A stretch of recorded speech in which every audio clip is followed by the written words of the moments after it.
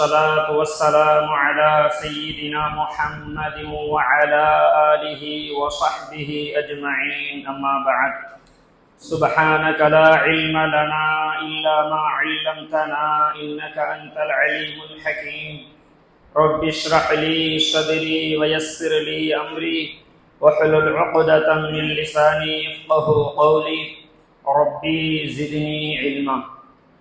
அல்லாஹ் ஹக்கு சுப்ஹானஹு வ தஆலா நம் அனைவருடைய வருகைகளையும் தொழுகைகளையும் எல்லா விதமான அமல்களையும் அல்லாஹ் சுப்ஹானஹு வ தஆலா கபூல் செய்து கொள்வானாக. நம் அனைவர்களுடைய ஹலாலான ஹாஜாத்துகளை நாட்டங்களை சைரான முறையிலே அல்லாஹு தஆலா நிறைவேற்றி தருவானாக. யார் யாருடைய வாழ்க்கையிலே குடும்பங்களிலே என்னென்ன வகையான கஷ்டங்கள், சோதனைகள், பிரச்சனைகள், நோய், நெருக்கடி, துன்பங்கள், துயரங்கள், கடன்களிலே சிக்கொண்டு சிரமப்பட்டு கொண்டிருக்கிறார்களோ அனைவர்களுக்கும் அல்லாஹ் சுப்ஹானஹு வ தஆலா இந்த புனிதமான ஜுமாவின் பரக்கத்தால் கண்ணியமான, நிம்மதியான, சந்தோஷமான, பரக்கத்தான, நோய் நொடி இல்லாத, கடன் இல்லாத, ஈமான் சலாமத்தான வாழ்க்கையை வாழ அல்லாஹ் நம் அனைவர்களுக்கும் நன்முதவி செய்வானாக. கண்ணியமான அல்லாஹுடைய நல்லடியார்களே, பெரியவர்களே, சகோதரர்களே, அல்லாஹ் சுப்ஹானஹு வ தஆலா அடியார்களாகி நம்மை படைத்ததோடு விட்டு விடாமல் அவ்வப்போது அடியார்களுக்கு தேவையான எண்ணற்ற பல நிஅமத்துகளை, பல அருட்கொடைகளை அவ்வப்போது நம் அவர்களுக்கு அல்லாஹ் கொடுத்து கொண்டே இருக்கின்றான். நாம் தனிமையிலே அமர்ந்து சிந்தித்து பார்க்க வேண்டும். அல்லாஹ் எனக்கு எவ்வளவு பாக்கியங்களை செய்திருக்கின்றான், எவ்வளவு உதவி உபகாரங்களை அல்லாஹ் எனக்கு செய்திருக்கின்றான், எவ்வளவு பெரிய பெரிய ஆபத்துகள் இந்த அல்லாஹ் என்னை பாதுகாத்து வைத்திருக்கின்றான் என்று நாம் சிந்தனை செய்தால்தான் விளங்க வரும். நாம் தனிமையிலே அமர்ந்து அல்லாஹ் நமக்கு கொடுத்த நிஅமத்தை சிந்திக்காவிட்டால் நமக்கு எது அதிகமாக எந்த எண்ணம் வரும் என்று சொன்னால், நாம் எதிர்பார்த்த விஷயம் கிடைக்கவில்லை, நாம் நினைத்த விஷயம் நடக்கவில்லை, நாம் அல்லாஹ்விடம் கேட்டது நமக்கு தாமதமாகின்றது, இதுதான் பெருசாக தெரியும். இது கிடைக்க மாட்டாங்க, நல்லதுக்கு தானே கேட்கிறேன், எனக்கே அல்லாஹ் இந்த கஷ்டத்தை கொடுக்குறான், எனக்கே அல்லாஹ் இந்த ஆபத்தை, இந்த சிரமத்தை, இந்த சோதனை ஏன் கொடுக்குறான், இந்த சிந்தனை சிந்திக்காமலே வரும். ஆனா அல்லாஹ் நமக்கு செஞ்ச நிஅமத்தை சிந்தனை செஞ்சாலும், அதனால அல்லாஹ் நமக்கு கொடுத்த நிஅமத்துகளை சிந்தித்து பார்க்கறதுக்கு ஒரு நேரத்தை ஒதுக்கும். நேரத்தை ஒதுக்கி சிந்தனை செஞ்சு என்ன செய்யணும், அல்லாஹ் நமக்கு கொடுத்த நிஅமத்துகளுக்கு ஷுக்ர் செய்யணும், அல்லாஹ் நமக்கு கொடுத்த பாக்கியங்களுக்கு நன்றி செலுத்தணும். அல்லாஹ்வே குர்ஆன்ல சொல்றான், லஇன் ஷகர்தும் லஅஸீதன்னகும், நான் உங்களுக்கு கொடுத்த நிஅமத்துகளுக்கு நீங்க எனக்கு நன்றி செலுத்தினா நான் உங்களுக்கு மேலும் மேலும் பரக்கத் செய்வேன், இன்னும் உங்களுக்கு இருக்கிறதுல அபிவிருத்தி ஏற்படுத்துவேன், இன்னும் அதிகத்தை தருவேன். மா யஃஅலுல்லாஹு பிஅஸாபிகும் இன் ஷகர்தும் வ ஆமன்தும் வ கான அல்லாஹு ஷாக்கிரன் அலீமா. அல்லாஹ் சொல்றான், நீங்க அல்லாஹ்வை நம்ப வேண்டிய முறைப்படி நம்பி அல்லாஹுக்கு நன்றி செலுத்தினா நான் ஏன் உங்களுக்கு வேதனை செய்ய போறேன், நான் ஏன் உங்களுக்கு அதாபு செய்ய போறேன். எனவே அல்லாஹ் எதிர்பார்க்கிறது எனக்கு நீ நன்றி செலுத்து, ஷுக்ர் செய், நான் உனக்கு பரக்கத் செய்யறேன், இருக்கிறத பாதுகாக்க. எனவே அல்லாஹுடைய நல்லடியார்களே, பெரியோர்களே, சகோதரர்களே, அடியார்களுக்கு இரண்டு கடமைகள் இருக்கின்றது. ஒன்று ஹுகூகுல்லாஹ் என்று சொல்லக்கூடிய அடியார்கள் அல்லாஹுக்கு செய்ய வேண்டிய கடமைகள். இன்னொரு ஹக் இருக்குது, ஹுகூகுல் இபாத் என்று சொல்லக்கூடிய அடியார்கள் அடியார்களுக்கு, மனிதர்களுக்கு செய்ய வேண்டிய சில கடமைகள். இந்த இரண்டு விஷயத்திலேயும் அல்லாஹ் எப்படி என்று சொன்னால், அல்லாஹுக்கு செய்ய வேண்டிய கடமைகள்ல சிறிது குறை செஞ்சுட்டான், அடியான் கொஞ்சம் அசால்ட்டா இருந்துட்டான், அமல்கள் இபாதத் செய்யற விஷயத்துல கொஞ்சம் பொடுபோக்குத்தனமாக இருந்து விட்டான், அல்லாஹ் நாடினால் மன்னித்து விடுவான். அது அல்லாஹுடைய கையில் உள்ள விஷயம், அது வேற யாருக்கு அந்த அமல்ல தொடர்பு கிடையாது, சம்பந்தம் கிடையாது. ஆனால் ஹுகூகுல் இபாத் என்று சொல்லக்கூடிய அடியார்களுக்கு செய்ய வேண்டிய கடமைகளில் குறை வைத்து விட்டான் என்று சொன்னால், அந்த குறையை அந்த மனிதன் மன்னிக்காதவரை அல்லாஹ் ஒருபோதும் மன்னிக்கவே மாட்டான். நாளை மறுமை நாளிலும் அந்த அடியானுடைய மன்னிப்பை அல்லாஹ் எதிர்பார்ப்பான். அவ்வளவு முக்கியம். நாம் அல்லாஹுக்கு செய்ய வேண்டிய கடமைகளில் கவனமாக இருக்க வேண்டும். அதை விட அதிமுக்கியத்துவமாக மனிதர்களுக்கு செய்ய வேண்டிய கடமைகளை நாம் குறை வைத்து விடக்கூடாது. அது பெற்றோர்களுக்கு செய்ய வேண்டிய கடமையாக இருக்கலாம், மனைவி மக்களுக்கு செய்ய வேண்டிய கடமைகளாக இருக்கலாம், அண்டை வீட்டார்களுக்கு செய்யக்கூடிய கடமைகளாக இருக்கலாம். இன்றைய தினம் நாம் ஒரு விஷயத்தை பற்றி நாம் இன்ஷா அல்லாஹ் ஞாபகம் படுத்துவோம். கடன் வாங்கக்கூடிய விஷயம், கடன் கொடுக்கக்கூடிய விஷயம். அல்லாஹ் தஆலா குர்ஆனிலே எந்த விஷயத்தையும் அல்லாஹ் சொல்லாம இல்லை. அல்லாஹ் தஆலா இபாதத்தை பத்தி சொல்லும் போது அகீமுஸ் ஸலாஹ் வ ஆத்துஸ் ஸகாத், தொழுகுங்க ஜகாத் கொடுங்க, அவ்வளவுதான் சொல்றோம். தொழுவுங்க ஜகாத் கொடுங்க, வர்கஉ வஸ்ஜுது, ருக்கு செய்யுங்க சுஜூது செய்யுங்க. அல்லாஹ் சுருக்கமா சொல்லி முடிச்சிட்டான். ஆனா அந்த தொழுகண்டா என்ன, ருக்குண்டா என்ன, சஜிதாண்டா என்ன, ருக்குல என்ன ஓதணும், சஜிதால என்ன ஓதணும், அத்தைஹியாத்துல இருப்புல என்ன ஓதணும், 2 ரக்காத் தொழுறதுக்கு 3 ரக்காத் தொழுதுட்டா என்ன செய்யணும், இதெல்லாம் குர்ஆன்ல தெளிவாக சொல்லப்படல.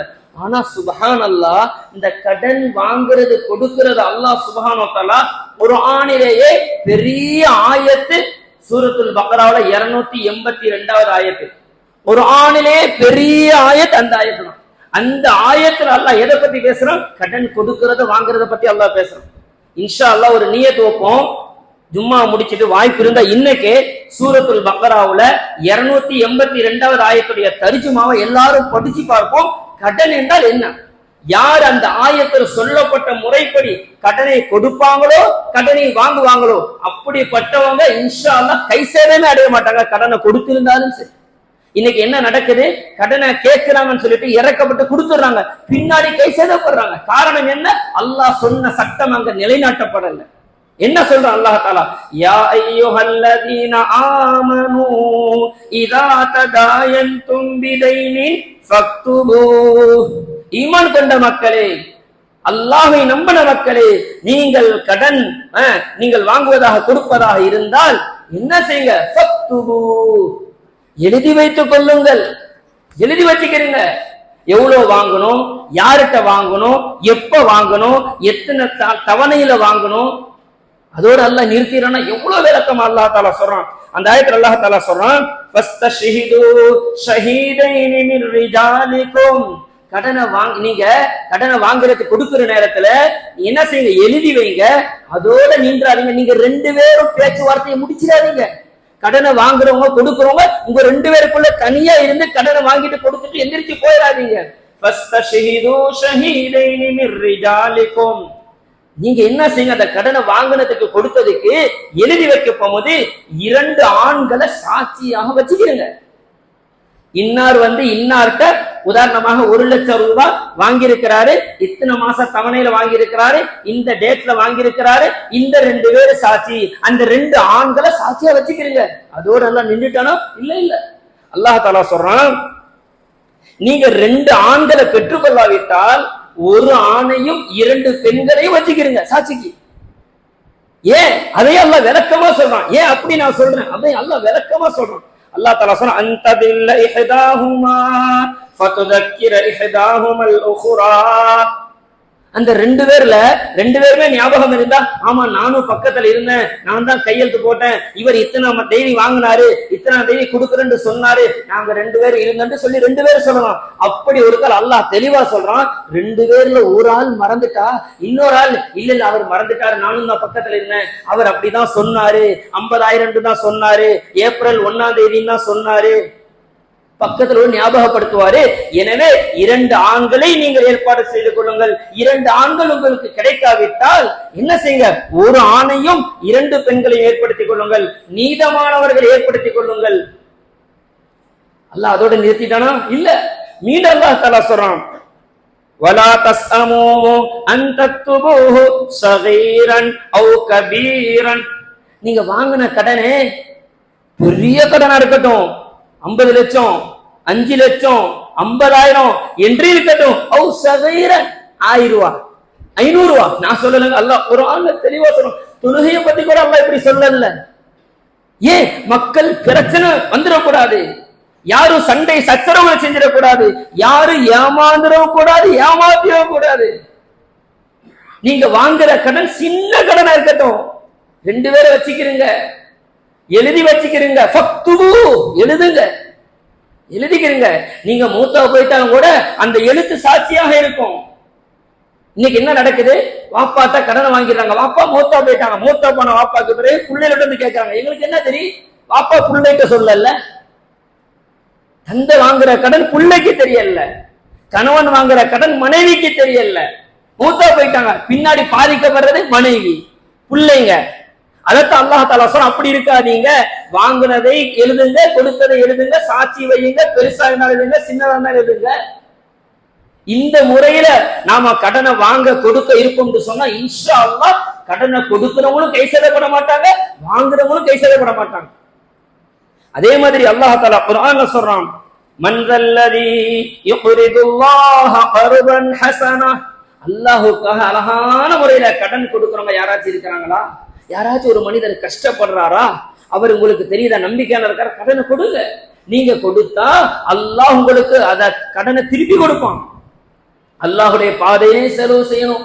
அடியார்கள், நம்முடைய முஸ்லிமான சகோதர சகோதரி கஷ்டத்துல இருக்கிறாங்க, உண்மையிலே தேவையானவங்க இருக்கிறாங்க அப்படின்னு அவங்களுக்கு கொடுங்க. இது அல்லாஹ்வுக்காக கொடுக்கிற கடன். இன்னொரு ஹதீஸ்ல வருது, நபி ஸல்லல்லாஹு அலைஹி வஸல்லம் சொன்னாங்க, மன் அகத அம்வாலன் நாசி, சொன்னாங்க ஒரு மனிதர் கடன் வாங்குறாரு, எப்படி வாங்கணும் அதையும் சொன்னாங்க நபி ஸல்லல்லாஹு அலைஹி வஸல்லம். கடனை வாங்குறாரு, என்ன நியத்துல வாங்குறாரு? நான் திருப்பி நிச்சயமா கொடுத்துருவேன், கட்டுகளை கூட சந்தேகமே இல்லை, நான் கொடுப்பங்கிற நியத்து நிச்சயமா 100க்கு 100 உறுதியா இருக்குது, நான் திருப்பி கொடுத்துருவேன். ஹதீஸ்ல வருது, நபி ஸல்லல்லாஹு அலைஹி வஸல்லம் சொன்னாங்க, அந்த அடியானுக்காக அல்லாஹு தஆலா கடனை கொடுக்கிறதுக்கு அல்லாஹ் உதவி செய்வான். ஒண்ணு அவர் இருக்கும் போதே உதவி செய்வான், அப்படி ஒரு காலம் அவர் மரணித்து விட்டாலும் அவருக்கு பிறகு அல்லாஹ் நிறைவேற்றுவதற்கு வசதி வாய்ப்பு வழிகள் அல்லாஹ் ஏற்படுத்தி கொடுப்பான். நியத்து என்ன? நான் திருப்பி கொடுக்கணும், அந்த நியத்துல வாங்குறாரு. அல்லாஹ் பாதுகாப்பானாக. இதையும் சொன்னாங்க நபி ஸல்லல்லாஹு அலைஹி வஸல்லம், ஒரு மனிதர் கடனை வாங்குறாரு, கொடுக்கிற நியத்தே இல்ல, இருந்தாலும் தேவைப்படுது, நமக்கு திருப்பி கொடுக்கிற வாய்ப்புலாம் கிடையாது, இருந்தாலும் இப்ப தேவைப்படுது, வாங்கிக்கிறோம். திருப்பி கொடுக்கணுமே, நமக்கு வாய்ப்புலாம் இல்ல, வாங்கிடுவோம். சில பேருக்கு வாங்குற நேரத்தில் இருக்கிற சந்தோஷம் கொடுக்கிற நேரத்தில் இருக்கிறது இல்ல. வாங்கும்போது சந்தோஷமா வாங்கிடுறோம், ஆனா திருப்பி கொடுக்க போகும்போதே இல்ல. சொன்னாங்க நபி ஸல்லல்லாஹு அலைஹி வஸல்லம், ஒரு மனிதன் கடனை வாங்குறாரு, கொடுக்கணுங்கிற நியத்து இல்ல, வாங்குவோம், பாத்துக்கிறோம், வாய்ப்பு இருந்தா கொடுப்போம், இல்லாட்டி ஆளை ஏமாத்தி விட்டுருவோம். அல்லாஹ் பாதுகாப்பான. நபி ஸல்லல்லாஹு அலைஹி வஸல்லம் சொன்னார்கள், மன் அகத அம்வாலன் நாஸ், அதாவது மன் அகத யுரீது, ஒருத்தர் கடனை வாங்குறாரு, திருப்பி கொடுக்கணுங்கிற நியத் இல்ல, அஜ்லஃப் அல்லாஹ், அல்லாஹ் அவன்கிட்ட இருக்கிற கடனை மட்டும் இல்ல, மீதம் இருக்கிற செல்வத்தை அல்லாஹ் அழிச்சு ஹலாக்காக்கிடுவான், நாசமாக்கிடுவான். இருக்கிற நல்லா இருக்கிற பொருள் அழிச்சு போயிடும். ஏன்? அவருடைய நியத்தை கெட்டு போச்சு, திருப்பி கொடுக்கற நியத்தே இல்லை. அதே மாதிரி கடனை வாங்குறவங்க யோசிக்கணும், என்கிட்ட ஒரு பணம் இருக்குது, இருக்கிறத கொண்டு என்னுடைய தேவைகள் போதுமாகிருமா இல்லண்டா பத்தாதா யோசிக்கணும். இல்ல இருக்கிறத கொண்டு அடிப்படையான தேவை நிறைவேறும், அப்படியா இருக்கிறதுல தேவைகளை நிறைவேற்றிக்கணும். உதாரணத்துக்கு சொல்றேன், ஒரு மனிதனுக்கு 40 லட்சத்துக்குள்ள வீடு கட்டி முடிக்க முடியும், அவர்கிட்ட பணம் 40 லட்சம் இருக்குது, இருந்தாலும் என்ன, கொஞ்சம் மாடலா இருக்கணுமே, கொஞ்சம் டிஃபரெண்டா இருக்கணுமே, கொஞ்சம் பாக்குறதுக்கு வித்தியாசமா இருக்கணுமே, ஆனா கையில அவ்வளவுதானே இருக்குது, ஆனா தேவையை பூர்த்தியான ஆயிரும், இருந்தாலும் ஒரு 10 லட்சத்தை வாங்குவோம். இது இருக்குத, இது ஆசைக்காக வாங்குறது. அடிப்படை தேவை போதும் நமக்கு. அதாவது எல்லாரும் ஒரே மாதிரி இருப்பாங்களா? என்னுடைய விரல் தான் 5 விரலும், என் விரல் தான் 5 விரலும், எல்லாம் ஒரே மாதிரி இருக்குதா? ஒவ்வொரு விரலும் வித்தியாசமா இருக்குது. அல்லாஹ் எல்லாரையும் ஒரே மாதிரி ஒரே சம்பளத்துல ஒரே நிலைமையில எல்லாம் வச்சிருக்கிறான் இல்ல. என் நிலைமைக்கு எது முடியுமோ அதை நான் செய்யணும். அதனால ஒரு மனிதன் கொடுக்கணுங்கிற நியத் இல்லாமல் வாங்கினால் அல்லாஹ் அவனுடைய செல்வத்தை அழிச்சிடுவான். நல்ல நியத்துல வாங்கினா அல்லாஹ் திருப்பி கொடுப்பான். புகாரி ஷரீஃப்ல ஒரு சம்பவம் எழுதப்பட்டிருக்குது. பனி இஸ்ராயில்ல உள்ள ஒரு மனிதர் என்ன செஞ்சாரு, ஒரு மனிதர்கிட்ட 1000 தீனார் கடனை வாங்குறாரு. பனி இஸ்ராயில உள்ள மனிதர் தான். என்ன ஆரம்பத்துல உள்ள சம்பவம், நபிஸ்வரூபம் சொன்ன சம்பவம் இது. அவங்களுக்கு எல்லாம் முன்னாடி 1000 தீனார் கடனை வாங்குறாரு. அந்த கடனை கொடுக்கிறவர் கேட்கிறாரு, இதுக்கு யாரு பொறுப்புதாரி? அவர் சொன்னார், கஃபா பில்லாஹி ஷஹீதா, என்னுடைய பொறுப்பாளி அல்லாஹ் தான், சாட்சியாரு என்னுடைய சாட்சி அல்லாஹ் தான். ஆனா எனக்கு தேவைப்படுது, 1000 தீனார் தேவைப்படுது, நான் வெளியில வந்துட்டேன், என் ஊர்ல இல்ல, நான் ஊருக்கு போனதற்கு பேர் எனக்கு வசதி இருக்குது, நான் திருப்பி கொடுப்பேன், எனக்கு வர வேண்டிய பணம் இருக்குது. சரி, அவர் சொல்லிட்டாரு, அல்லாஹ் சாட்சியா, அல்லாஹ் பொறுப்புதாரியா அப்படின்னு இவர்கிட்ட வசதி இருந்துச்சு, 1000 தீனார் கொடுத்துட்டா என்ன ஆகுது, இவர்கிட்ட கொஞ்சம் காலம் கழிது பணம் வருது. நான் கட்டுக்கதை நினைச்சிடாதீங்க, புகாரி ஷரீஃப்ல வரக்கூடிய சஹீஹான ஹதீஸ். அல்லாஹ் எப்படி ஏற்பாடு பண்றான்னு பாருங்க. ஓ பணம் வந்துருச்சு, இவர் கொடுக்கலான்னு பாக்குறாரு, கடல் குறுக்க வந்துருச்சு. அவருக்கு போற ஊருக்கு கடல் குறுக்க இருக்கு, போறதற்கு வாகனம் இல்லை. அவர்கிட்ட கொண்டு போய் பட்டவர்கிட்ட கடனை கொடுக்க வாகன வசதி இல்லை. என்ன செஞ்சாரு, பார்த்தாரு, பக்கத்துல ஒரு மரப்பலகை ஒண்ணு கிடந்துச்சு, மரக்கட்டை. அதை எடுத்தாரு, லேசா உடைச்சாரு, அதுல 1000 திர்ஹத்தை வச்சுட்டு அது வச்சிட்டு ஒரு கடிதம் ஒன்று எழுதினார். இன்னாரிடம், இந்த ஊர்ல உள்ளவர் இன்னாரிடம் இருந்து நான் அவர் பேரை எழுதி இவ்வளவு தீனார் கடன் வாங்கியிருந்த, இந்த தவணையில கொடுப்பேன் என்று அந்த தேதியை அவர் பேசிக்கிட்டாங்க. அந்த தேதியில நான் வந்தேன், என்னட்ட போவதற்கு வாகனம் இல்ல, எனவே நான் என்ன செஞ்சிட்டேன், ஒரு பலகையில வச்சு இதை நான் இன்னாருக்கு அனுப்புறேன். யா அல்லாஹ், கடல் கரையில நின்று துஆ செய்றாரு, யா அல்லாஹ் இந்த கடனை நான் வாங்கினவற்றை கொண்டு போய் சேர்த்துரு யா அல்லாஹ், என்னால முடிஞ்ச அளவுக்கு நான் செஞ்சுட்டேன், போவதற்கு நான் முயற்சி செய்யறேன், என்னால வாகனம் இல்லை யா அல்லாஹ், எனவே நீ இதை கொண்டு போய் சேர்த்துரு யா அல்லாஹ். பலகையில வச்சு கட்டி அனுப்பிட்டார். போகுது, அந்த கடல் அலையில போகுது, இல்ல ஆத்து வழியாக போகுது. அந்த கடனை கொடுத்தவரு அவருக்கு பொருளாதார கஷ்டம் வந்துருச்சு. இப்ப அவருக்கு தேவைப்படுது, கையில பணம் இல்ல, என்ன செய்யற, சாப்பிட கூட வழி இல்லாம அப்படியே கடலோரம் வர்றாரு. ஏதாச்சும் விறகுகள் கிடைச்சா, ஏதாச்சும் மரக்கட்டைகள் கிடைச்சா அதை வச்சு விறகை எரிச்சியாச்சு சாப்பாடாக்கிக்கலாம்னு சொல்லிட்டு வர்றாரு. பார்த்தா ஒன்னும் கிடைக்கல. அவர் போய்கிட்டே இருக்கு, அவருக்கு முன்னாடி ஒரு மரக்கட்டை ஒண்ணு வருது. அந்த மரக்கட்டை எடுக்கிறாரு, அதை கொண்டு போய் நம்ம வெட்டி சமையல் செய்யலாம்னு சொல்லிட்டு எடுத்து கொண்டு போய் வீட்டுல அந்த விறகு வெட்டியில உடைக்கிறாரு. உடைச்சா அதுக்குள்ள 1000 திர்ஹமும் அந்த ஒரு கடிதம் ஒண்ணு இருக்குது. அதுல பெரிய துஆ ஒன்று அவர் எழுதிக்கிறார். அவர் சுப்ஹானல்லாஹ், யா அல்லாஹ் ஒன்ன சாட்சியா வச்சு வாங்கின யா அல்லாஹ், ஒன்ன பொறுப்பாக்கி நான் வாங்கின யா அல்லாஹ், எனக்கு வேற வழி தெரியல யா அல்லாஹ், அது எனவே நான் என்னால முடிஞ்ச முயற்சியை நான் செஞ்சுட்டு கொண்டு போய் சேர்த்துரு யா அல்லாஹ். அவர் உடைச்சி பார்க்கிறாரு, பார்த்தா கடிதம் ஒன்று இருக்குது, அதுல 1000 அந்த பணம் இருக்கு. சுப்ஹானல்லாஹ், அவருடைய தேவைகள் பூர்த்தியாச்சு. கொஞ்ச காலம் கழியுது, அந்த கடன் வாங்கினார அவரு கொஞ்ச காலம் கழிஞ்சு இன்னொரு 1000 திர்ஹத்தை எடுத்துக்கிட்டு வாரார். எதுக்குண்டா, நான் போட்டது கடல்ல தண்ணீரில போட்டேன், உரியவருக்கு போய் சேர்ந்துருச்சா இல்லையா தெரியலையா, சேர்ந்துருச்சுட்டா அல்ஹம்துலில்லாஹ், சேரல அப்படின்னா என்னுடைய பொறுப்புல நான்ல வாங்கினேன், அதை திருப்பி கொடுக்கணுங்கிறதுக்காக இன்னொரு 1000 திர்ஹத்தை எடுத்துக்கிட்டு போறாரு. எப்படியோ வசதி வாய்ப்பு வந்ததுக்கு பிறகு கொஞ்சம் காலம் கழிச்சு அவரை தேடி பிடிச்சி வீட்டுக்கு போறாரு. இந்த மாதிரி நான் உங்களுக்கு ஒரு 1000 திர்ஹம் வாங்கியிருந்தேன், நான் தர்றதாக சொல்லியிருந்தேன், இந்தாங்கன்னு சொல்லும் போது அல்லாஹு தஆலா உங்க சார்பா எனக்கு கடனை நிறைவேற்றி விட்டா, நீங்க எனக்கு தர வேண்டியதில்லை. இவர் சும்மா இருந்துட்டார், இவர் தான் கொடுத்தாரு.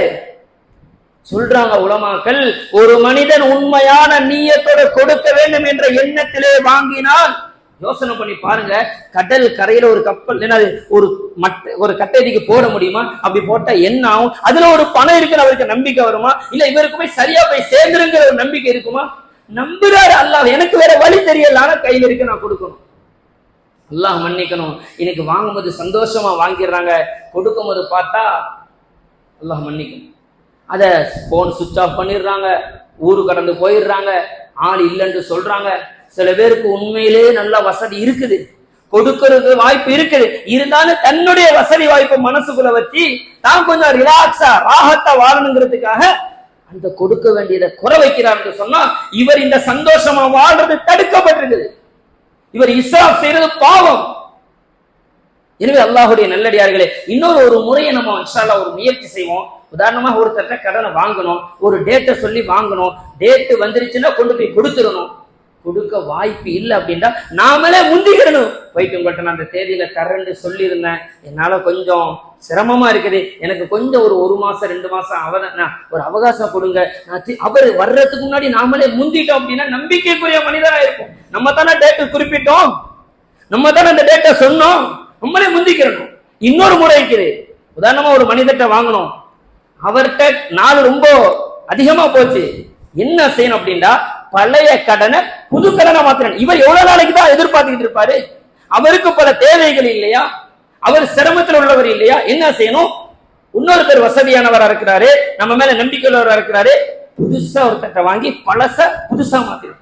ஆனா என்ன செய்யணும் அப்படின்னா பழைய கடன் பழசாவே இருக்குது, பழைய கடன் பழசாவே இருக்கிறதுனாலதான் அவர் ரொம்ப நம்ம மேல நம்பிக்கை இழந்தவர் ஆகிறாரு. நம்ம மேல நம்பிக்கை இழந்து பாக்குறவங்க நம்மளை பத்தி தப்பா சொல்லக்கூடிய சூழ்நிலை ஏற்படுது. அதனால பழைய கடனை புது கடனை மாத்துறதுக்கு முயற்சி. அதே மாதிரி நாம ஒரு தடவை நபி ஸல்லல்லாஹு அலைஹி வஸல்லம் மக்களுக்கு தெரிஞ்ச விஷயம் தான், ஞாபகப்படுத்துறதுதான். ஜனாசா தொழுகைக்காக வந்தாங்க. ஒரு மனிதர் நபி ஸல்லல்லாஹு பழக்கம், இவருக்கு ஏதாச்சும் கடன் இருக்கா, கடன் சுமை இருக்குதா அப்படின்னு சொன்னா இல்லைன்னு சொன்னா நபி ஸல்லல்லாஹு முன் வந்து தொழுக வைப்பாங்க. இவருக்கு கடன் சுமை இருக்குதுன்னு சொன்னா நபி ஸல்லல்லாஹு பின்வாங்கிறான், நான் தொழுக வைக்க மாட்டேன். இப்படியாப்பட்டவருடைய ஜனாசா தொழுகை நான் வைக்க தயார் இல்ல, நீங்களே உங்களுடைய தோழருக்கு தொழுகை வச்சு கொள்ளுங்க நபி ஒதுங்கிடுவாங்க. இப்படி ஒதுங்கக்கூடிய நேரத்துல ஒரு சஹாபி, ஒரு சம்பவத்துடைய நேரத்துல இப்படி ஒதுங்கக்கூடிய நேரத்துல ஒரு சஹாபி என்று சொன்னாங்க, யார சொல்ல இவருடைய கணக்கு நான் பொறுப்புதாரி, கடனுக்கு நான் பொறுப்புதாரி, நான் நிறைவேற்றிடுறேன். சொன்ன உடனே அவர் பொறுப்பெடுத்த பிறகுதான் நபி ஸல்லல்லாஹு முன் வந்து தொழுகை வச்சாங்க. அதே மாதிரி இன்னும் எத்தனையோ விஷயங்கள் நபி ஸல்லல்லாஹு அலைஹி வஸல்லம் சொன்னாங்க. உலகத்துல எவ்வளவு மக்கள் நல்ல அமல்கள் செய்றாங்க, மிகப்பெரிய அந்தஸ்துக்குரிய மனிதர்கள் ஷஹீத், அல்லாஹ்வுடைய பாதையில உயிரை இழக்கிறவர், அவருடைய எல்லா பாவத்தையும் அல்லாஹ் மன்னிச்சிடுவான் சொன்னாங்க நபி ஸல்லல்லாஹு அலைஹி வஸல்லம். இல்ல தைன, கடனை மட்டும் அல்லாஹ் மன்னிக்கவே மாட்டான். நபி ஸல்லல்லாஹு சொன்னாங்க, ஒரு தொழுகைக்கு பிறகு என்ன பயங்கரமான ஹதீஸ் இறங்கி இருக்குது சொல்லிட்டு சொன்னாங்க, ஒரு மனிதன் அல்லாஹ்வுடைய பாதையில போறாரு, ஷஹீதாராரு, மீண்டும் உயிர் கொடுக்கப்படுது, மீண்டும் ஷஹீதாராரு, மீண்டும் உயிர் கொடுக்கப்படுது, மீண்டும் ஷஹீதாராரு, மீண்டும் உயிர் கொடுக்கப்படுது, இப்படியே திரும்ப திரும்ப சொல்லிட்டு இப்படியெல்லாம் தியாகம் செய்த அந்த மனிதனுக்கு கடன் இருக்கும் என்று சொன்னால் அவர் சுவர்க்கத்தில் நுழையவே மாட்டார் என்றார்கள் நபி ஸல்லல்லாஹு அலைஹி வஸல்லம். அதனால நாம கவலைப்படணும், பயப்படணும். உண்மையிலே கடன் பட்டுட்டோமா, அதுக்கு எவ்வளவு வழிமுறைகள் இருக்குது. ஒரு பதறணும், நிம்மதியான தூக்கம் வரக்கூடாது. நம்ம அல்லாஹ்ட்ட துஆ செய்யணும், அல்லாஹ் நான் வாங்கிட்டேன் அல்லாஹ், அவருக்கு குடும்பம் உள்ளவர் யா அல்லாஹ், அவருக்கு சிரமம் இருக்கும் யா அல்லாஹ், அவருக்கு வேற தேவைகள் இருக்கும் யா அல்லாஹ், நான் வாங்கும்போது நல்ல எண்ணத்துல வாங்கிட்டேன், எனக்கு வேற வழி தெரியலையா அல்லாஹ், எனக்கு ஒன்ன விட்டா வேற வழி எனக்கு தெரியலையா அல்லாஹ். நபி ஸல்லல்லாஹு துஆ சொல்லி தந்திருக்காங்க. சென்ற 2 வாரங்களுக்கு முன்னாடி கூட நம்ம அந்த துஆவை ஞாபகப்படுத்துறோம். ஒரு சஹாபி மஸ்ஜிதுக்கு வந்தாங்க, கவலையோட இருந்தாங்க. நபி ஸல்லல்லாஹு சொன்னாங்க, நீங்க கடனுக்குரிய துஆ ஓதுங்க, அல்லாஹ் உங்களுக்கு வசதி வாய்ப்பு ஏற்படுத்துவாங்க. அதே மாதிரி அபூ உமாமா ரலியல்லாஹு அந்த துஆ ஓதுனாங்க, அல்லாஹ்வுடைய உதவியை வாங்குனாங்க, கடனை கொடுத்து முடிச்சாங்க. اللهم اكفني بحلالك عن حرامك واغنني بفضلك عمن سواك. அலி রাদিয়াল্লাহு அன்ஹு இந்த துஆவை அறிவிப்பு செய்றாங்க. கடன், அதாவது மலையளவு கடன் இருந்தாலும் இந்த துஆ ஓதுறவங்களுக்கு அல்லாஹ் கடனை கொடுத்து முடிக்க அல்லாஹ் உதவி செய்வான். ஒவ்வொரு தொழுகைக்கு பிறகு காலையில மாலையில கடன் வாங்கிட்டோமா அல்லாஹ்ட்ட துஆ செய்வோம். பொருளாதாரத்தை தேவைகளை சிக்கனமா செலவு செய்வோம். ஒரு பொருள் வாங்குறோம், அதாவது ஒரு 5000 வாங்க போறோம், இல்ல 3000 வாங்க முடியுமா, இந்த 1000 கொஞ்சம் கொஞ்சமா கொடுப்போம். சில பேர் என்னன்னா மொத்தமாக வாங்கின மொத்தமா இல்ல அதுக்காக கொடுக்கறதே இல்லை. இது பெரிய தவறு. கொஞ்சம் கொஞ்சமா கொடுப்போம். ஒரு சீட்டு பணம் போடுவோம், ஒரு 100 உண்டியல் போடுவோம், 50 ரூபாய் 500 ரூபாய் ஒரு உண்டியல் போட்டு அதை கொடுப்போம். மாசம் மாசம் வரக்கூடிய செலவு பணத்துல இருந்து கொஞ்சம் கொஞ்சமா கொடுப்போம். இதை செஞ்சா வச்சு அவருடைய மனசு ஏதோ பரவாயில்ல, அவருக்கு கொடுக்கணுங்கிற எண்ணம் இருக்குதுங்க விளங்குவார். அதனால அல்லாஹுடைய நல்லடியார்களே, பெரியவர்களே, சகோதரர்களே, நாம நியத்து வைக்கணும். இந்த மாதிரியான கடனை வாங்கிட்டோம், அதை கொடுக்கணுங்கிற எண்ணம் நமக்கு இருக்குன்னு சொன்னா அல்லாஹ் தாலா பெரிய ஒரு என்ன உதவி செய்வான். நபி ஸல்லல்லாஹு அலைஹி வஸல்லம் ஒரு சஹாபிட்ட கடனை வாங்கியிருந்தாங்க. வாங்கின நேரத்துல அவர் திருப்பி கேட்க வர்றாரு. கொஞ்சம் கடினமா நடந்துக்கிட்டார். என்ன நீங்க வாங்குனீங்க, எனக்கு கொடுக்க மாட்டாங்க, நீங்க கொஞ்சம் வேகமா பேசினாங்க. சஹாபாக்கள் அவரை அடிக்க போயிட்டாங்க. நீ யார்கிட்ட நபிட்ட அப்படி மிரட்ட பாக்குறா சொன்னாங்க நபி ஸல்லல்லாஹு அலைஹி வஸல்லம், தஅவுஹு ஃபஇன்ன லிஸாஹிபில் ஹக்கி மகாலா. அவரை பிடிக்காதீங்க, அவரை விட்டுருங்க, அவரை தடுக்காதீங்க. அவருக்கு ஹக்கு இருக்குது, அவருடைய பணத்தை தான் நான் வாங்கி இருக்கிறேன், அவருக்கு கேட்பதற்கு ரைட்ஸ் இருக்குது, நான் தான் கொஞ்சம் முன்னப்பின் ஆயிட்டேன். எனவே நபி சாதருக்கு ஏற்பாடு பண்ண அவருக்கு கொடுத்தான். அதனால நாம அந்த மாதிரி நிலைமைகள் வருவதற்கு முன்னாடி நாம இன்ஷா அல்லாஹ் நியத்து வைக்கணும். வாங்கும் போதே நியத்து வச்சு வாங்கணும். அதே மாதிரி எனக்கு ரொம்ப அவசியமான யோசனை பண்ணி வாங்கும்னு சொன்னா இது போன்ற கடன்களை விட்டு நம்ம தவிர்த்திருப்பதற்கு வாய்ப்புகள் கிடைக்கும். ஏதோ ஒரு ஆசையில அல்லது நிர்பந்தத்துல வாங்கிடுறோம், ஆனா கொடுக்கிறதுக்கு நம்ம முயற்சி செய்யாம மூத்தாகிவிட்டால் கபூர்ல போயிட்டு நம்ம பதில் சொல்லி ஆக முடியாது. அது நம்முடைய மனைவிய, நம்முடைய பிள்ளைகளோட சிரமத்தில் ஆக்கிட்டு போகாம ஹயாத்தோடு இருக்கும் போதே கொடுத்துட்டு போறதுக்கு அல்லாஹ் நம்ம உதவி கேட்போம்னு சொன்னா, துஆக்கள் செய்வோம்னு சொன்னா அல்லாஹ் நிச்சயம் அதற்குரிய வழிகளை ஏற்படுத்துவான். அல்லாஹ் ரப்புல் ஆலமீன் கடனை கொடுத்தவர்களுக்கும் கடனை வாங்கியவர்களுக்கும் அழகான முறையில ஒரு ஹதீஸ்ல சொல்லப்பட்ட முறையில எழுதி வைக்கக்கூடிய பழக்கத்துடன் அல்லாஹ் தஆலா அந்த அமலை செய்யக்கூடிய பாக்கியத்தை அல்லாஹ் நமக்கு நசீபாக்கி தருவானாக. யாரெல்லாம் கடன்ல சிக்கி இருக்கிறார்களோ மிக சீக்கிரமாக அதிலேந்து அல்லாஹ் தஆலா வெளியாகி அதனை அடைப்பதற்கு அல்லாஹ் உதவி செய்வானாக. வாஹிரு தஅவானா அல்ஹம்துலில்லாஹி ரப்பில் ஆலமீன். அஸ்ஸலாமு அலைக்கும் வரஹ்மத்துல்லாஹி வபரகாத்துஹு.